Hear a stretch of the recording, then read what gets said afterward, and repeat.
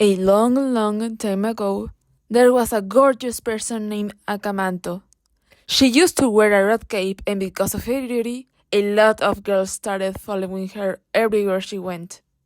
She was getting tired about this situation, so she started to wear a blank mask so no one would be able to recognize her. No one knows what happened before her death. She might have been killed, or she may have had an accident in the toilets. She had been in a bad mood before her death, because after that, she decided to take revenge. She started killing the girl that uses the last restroom of the gym by asking her if she wants a blue paper or a red one.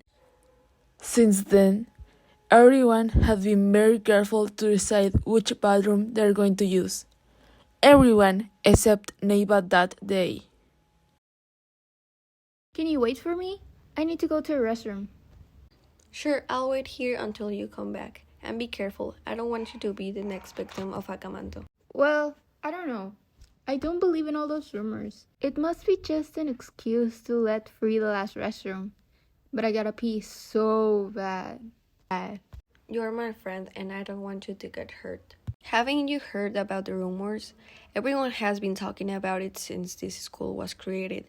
I'm not really sure if you should go in there. I know a lot of people tell rumors about this stall, but it must have been just a myth. People really believe everything they're told these days. And also, I need to do my necessities or else my bladder will explode. I'll wait for you here. I really think you shouldn't go in there. Neiva got in the restroom, not really believing what everyone had told her. But Occupied restroom. I said occupied. Neiva started yelling at the strange person that continued knocking on the restroom door. What do you want? I told you this restroom is occupied. Don't you get it? Are you trying to annoy me? Is this a joke? Because it's definitely not funny. I should have listened to what Sam told me. Why are you screaming all of a sudden? Who even are you? Why don't you leave me alone? You really creeped me out. My day has been really peaceful until you arrived. Acamanto knew that Neiva wouldn't open the door, so she decided to kick it really hard so it would open up. I am deeply sorry. I didn't mean to scare you. I just wanted to ask if you need some toilet paper. If I needed toilet paper, I could have gotten some on my own. If I answer you, will you leave me and let me do my necessities in peace? If you answered my only question, I would have let you in peace minutes ago. I just need you to tell me what color you choose, red or blue. Are those the only words you know? You're really pissing me off. Look, I have two options for you, red and blue. Now, do you want red or blue paper? Oh, so you do know how to talk. I'm surprised. I have had enough. This is the last time I will say it again. Do you want red or blue paper? I will answer you just so you let me pee comfortably. I want the blue paper. Are you sure blue is the best color for you to choose?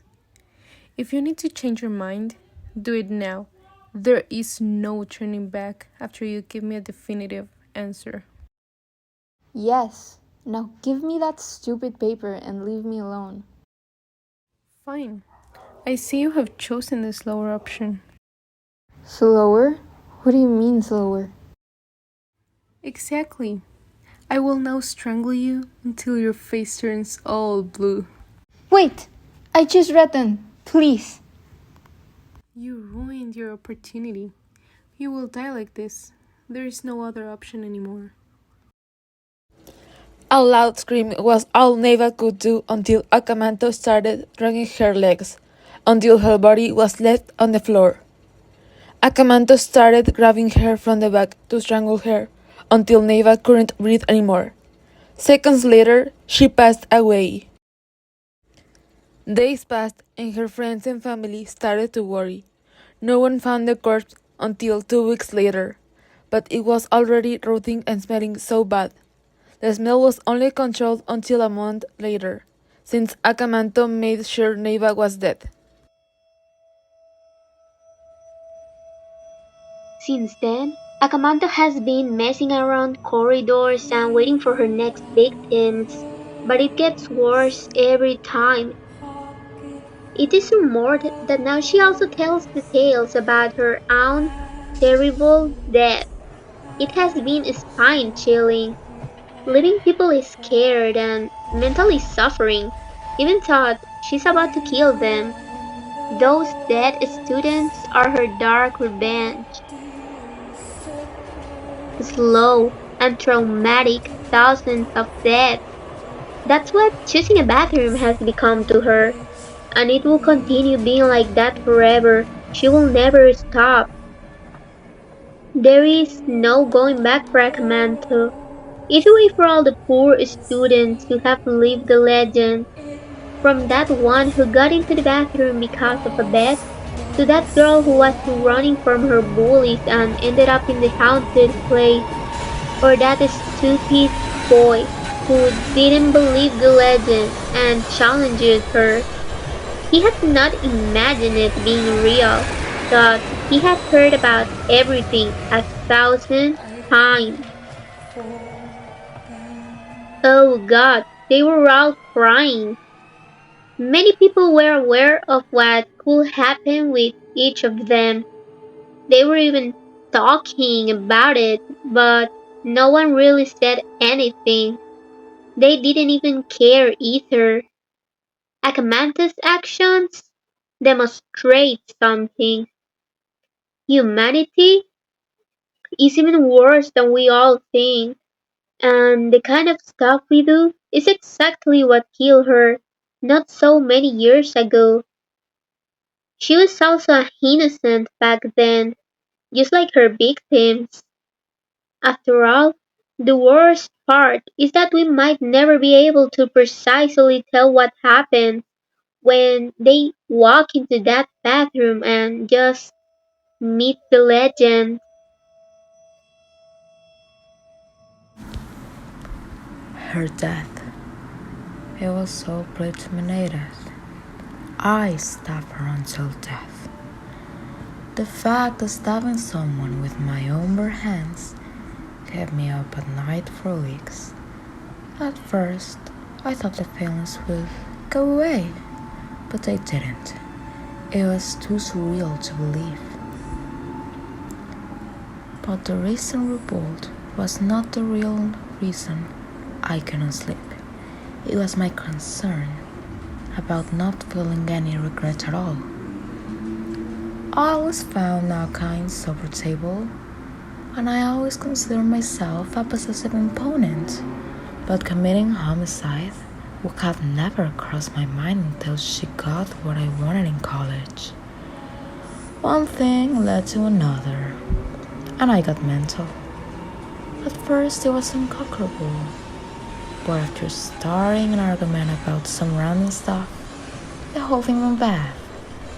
We eventually ended up screaming and fighting in the school bathrooms, and suddenly, all the thoughts I had kept for myself the last few weeks became a reality.